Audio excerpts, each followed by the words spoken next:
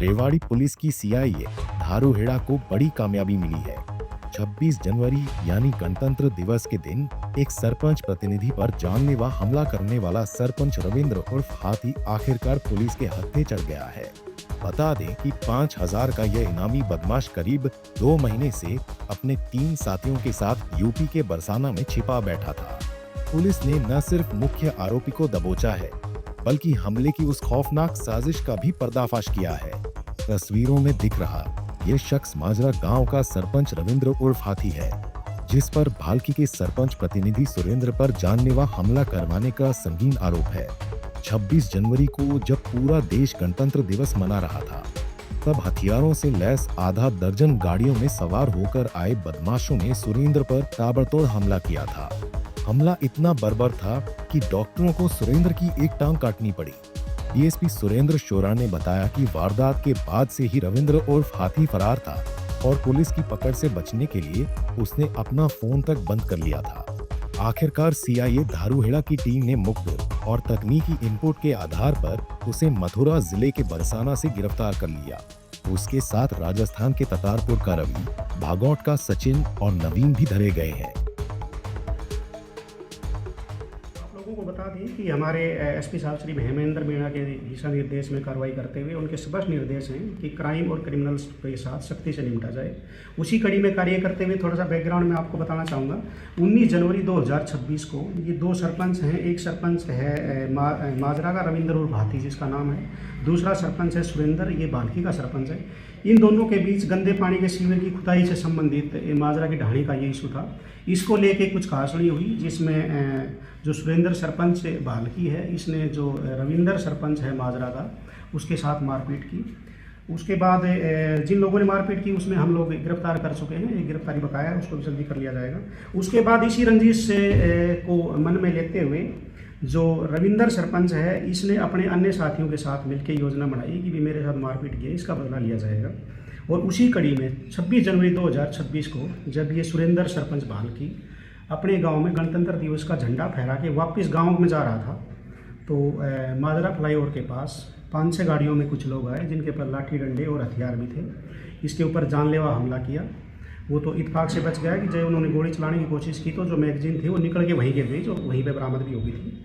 तो वह इसके ऊपर हमला किया और इसकी वजह से इसको काफ़ी चोटें आई, हाथ पैर बाकी शरीर पर भी चोटें आई और उन्हीं चोटों की बदौलत इसका एक पैर भी डॉक्टर द्वारा काटना पड़ा।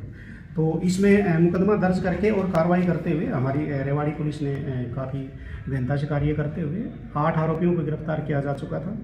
ये जो मेन आरोपी था रविंद्र उर्फ हाथी, ये काफ़ी दिन से रूपोश हो रहा था, छिपता फिर रहा था, कोई इसकी लोकेशन ट्रेस नहीं हो पा रही थी।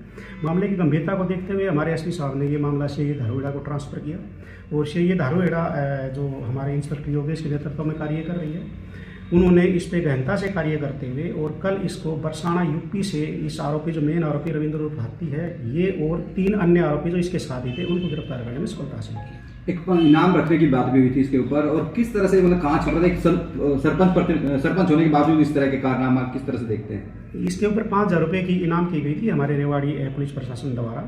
और जब से ये घटना हुई तब से ये छिपता फिर रहा है, मोबाइल यूज़ नहीं कर रहा था। अभी इससे गिरफ्तार किया गया है, रिमांड लेके उस एंगल पे पूछताछ की जाएगी कि कहाँ ये छिपा है, किस किस ने इसको शरण दी है, उनके ऊपर भी सख्त कार्रवाई की जाएगी। सर, एक तो किस किस धारा में मुकदमे दर्ज है इसके ऊपर, और ये अभी कितने लोगों को, बाकी लोगों को भी गिरफ्तार किया है?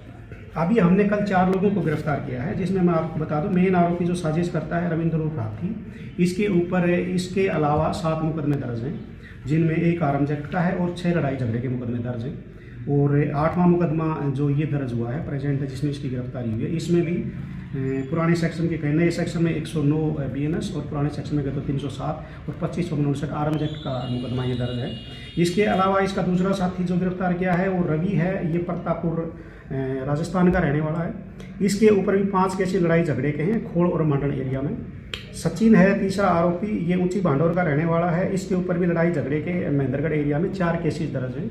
चौथा आरोपी जो है वो नवीन है, ये भी ऊंची भांडोर का है, इसके ऊपर भी 3 केसेस दर्ज हैं महेंद्रगढ़ में, जिसमें से एक केस में अभी भी ये वांटेड है। डिप्टी साहब, जैसा आपने बताया कि मैगजीन गिर गई थी, क्या मर्डर तक का भी इरादा था इनका, जिस तरह से हथियार वगैरह लेके गए? देखो, जिस तरह से हथियार लेके आए हैं तो इस बात से इनकार नहीं किया जा सकता कि हो सकता है। पुलिस जांच में एक चौंकाने वाला खुलासा हुआ है।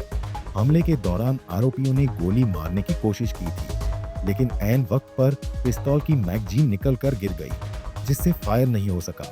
पुलिस को मौके से वही मैगजीन बरामद हुई थी। इस विवाद की जड़ सीवर के गंदे पानी को लेकर हुई आपसी कहासुनी थी, जिसने खूनी रंजिश का रूप ले लिया। पकड़े गए सरपंच रविंद्र उर्फ हाथी पर पहले से ही मारपीट और शस्त्र अधिनियम के 7 मामले दर्ज हैं। पुलिस अब इन आरोपियों को रिमांड पर लेकर हमले में इस्तेमाल हथियारों और गाड़ियों की बरामदगी करेगी।